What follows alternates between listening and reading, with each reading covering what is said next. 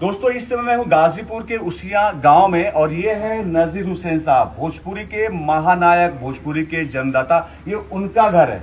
आज घर बंद है इसलिए क्योंकि नजीर साहब नहीं है, इस दुनिया में नहीं रहे, स्वर्गवास हो गया है। आज मैं गाजीपुर के उसिया गांव में आया तो मैंने कहा कि मैं इस वीडियो के माध्यम से आप लोगों को उनका घर दिखलाऊं।